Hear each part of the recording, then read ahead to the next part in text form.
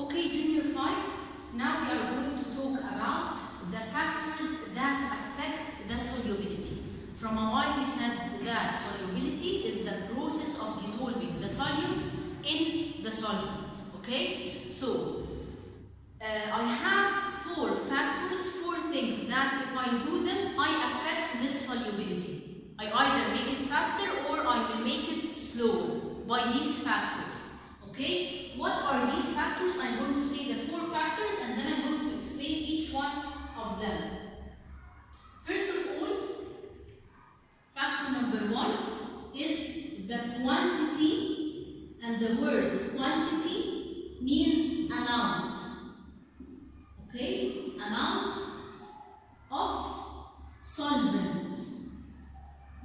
This is number one. Number two is steering. Number three is temperature. And number four is the kind of solute. So again, I have four factors that affect the solubility. Quantity of solvent, steering, temperature, and kind of solute. Miss, do I have to memorize these four? Yes. Why? Because I can ask you complete. Dots and dots are from the factors that affect solubility. So what you are going to write? Any two of these four. So you have to know that these are the factors that affect the solubility. But before explaining the factors one by one, I want to ask you something outside the lesson, outside solutions. If I'm riding a car and I'm driving it fast, which means I'm increasing the speed, I'm making the speed faster, will I reach the place I'm going in a short time or in a long time? Again, if I'm driving a car and I'm moving fast with the car, will I arrive in a short time or a long time? Of course, if you think about it, you will find that when I make the speed faster, which means I increase my speed, I will reach the place I'm going in a short time. This means that the speed is opposite to time. Always the speed is opposite to time. So this will be our rule while we are explaining the factors that affect solubility. We are going to write this rule over here. Speed is always opposite with time. If the speed increases, and the word increases means becomes higher, okay, the time will decrease. Decrease means becomes shorter or becomes lower or becomes smaller, okay? So increase means becomes higher, decrease becomes lower or slower, okay? So the speed, as we said, is always opposite to the time. If I increase the speed, the time will decrease. If I decrease the speed, the time will increase. This will be the rule we are working with. Okay, let's start with the quantity or the amount of solvent. If I get 2 cups of water, okay, I will fill one of them with water until here, and the other one I will fill it until here, which means that this has a larger amount of water than the other one. And here I will put a spoon of salt and a spoon of salt. Think with me, which one will dissolve faster? Which one will dissolve faster? Yani will have a faster speed to dissolve. A or B? If you think for just a minute today, you will find that the one with the larger amount of solvent will dissolve faster, which is B. So B will dissolve faster. Why? Because as the quantity increases, I have much water, so the salt have a larger space to move in. So when it's moving in a larger space, of course it will dissolve faster. But when I put some water, small water, there is a very small space for the salt to dissolve. So it will take a longer time to dissolve. Okay? So again, if I say as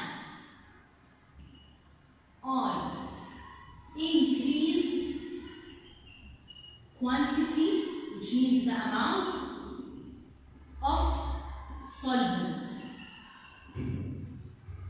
The speed, and concentrate very well in what I am writing, speed of solubility and time of solubility. Okay, it's like a table. When I increase the quantity, what will happen to the speed of solubility? Of course, the speed of solubility will increase. Okay, so the speed increases. And we said from a while that the speed is opposite to the time. So of course, when the speed of solubility increases, what will happen to the time? The time decreases. And I'm sure that your answer did decreases. Okay? Fine. This is the quantity of the solvent. So when I increase the quantity, the speed increases and the time decreases. Let's take the steering. If I get 2 cups of water and I put in both equal amount of solvent and equal amount of solute, and I fill the cups with water, spoon of salt and spoon of salt. One of them I will leave it as it is, and the other one I will steer it. Okay? So I am moving the salt with the water. What happens? Which one will dissolve faster? Of course, the one that I am steering will dissolve faster. This means that as steering increases, okay, what happens to the speed of solubility? The speed of solubility, of course, increases. And this means that it will dissolve faster, which means it will take a shorter time. So the time is opposite to the speed, so the time decreases. Okay? This is for the steering. Now, let's take the temperature. If I get 2 cups of water, I put in each the same amount of water, the same amount of salt, and one of them I will leave it as it is, the other one I will put it on a heater. Which one will dissolve faster? If you think for a while, you will find that the one which is on the heater dissolves faster. Why does it dissolve faster? Because when I put it on a heater, this means that the water particles, when they are heated, they will start to move, as if I'm steering, okay? As if I'm steering.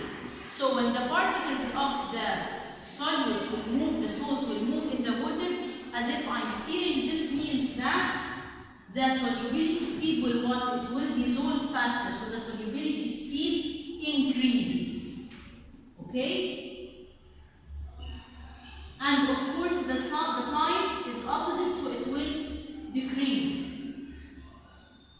So as temperature, which means I'm heating, increases, the solubility speed also increases. It will become faster, and so the time is shorter, so the time decreases. I wish until this part everything is clear. We will take the last part, which is the kind of solute. I have different types of solutes. Let's say, for example, if I get 2 cups of water, I will fill it with the same amount of water, so the quantity is the same. I will only change the kind of solute. In one, I will put a spoon of salt, and in the other one, I will put a spoon of sugar. Which one of them will dissolve faster? The salt will dissolve faster. And if we think why, this is because the kind of solute is different. Some solutes are easy to dissolve, and some solutes are hard to dissolve. This depends to the back, and it returns back to the kind of solute. So I have a solute which is easy to dissolve, and I have another solute which is hard to dissolve. If the solute is easy to dissolve, this means that it will dissolve with a higher speed. So if it's easy to dissolve, the speed of solubility increases. It dissolves faster. And the time is opposite, so it decreases. And when it's hard to dissolve, the solubility speed, think if it's hard to dissolve, not easy, so it will take a longer time. This means that the speed of solubility will decrease. And the time will be longer to dissolve, so it increases. So again, if I have a solute which is easy to dissolve, it means that the solubility speed is fast, so it increases, and the time decreases. It will take a shorter time to dissolve. But if I have a solute which is hard to dissolve, the solubility speed will decrease, it will be harder to dissolve, and the time will be longer to dissolve, so the time increases. Okay? This is all about the factors that affect the solubility. How can I ask you? You may feel confused after I finish, but when you start solving, you will find it easy. Let's say, for example, if I ask you a question, complete the solubility speed dots if I stir a salt solution. What happens to the solubility speed if I stir a salt solution? The solubility speed, what will happen to it? It will be faster, so the solubility speed increases. If I said instead of speed, I said time, what will be the answer? Decreases. Okay? So I want you, when you're solving these questions, concentrate very well. If I'm asking for solubility speed or solubility time, this is very important because this differs in your answer. So please, while answering these questions, concentrate. I can ask you another question. I can tell you also complete. As temperature decreases, solubility time dots. What happens to the solubility time if I decrease the temperature? So I will think, when I'm decreasing the temperature, this means that the water particles are not moving. I'm leaving them as they are. So this means that the speed will decrease.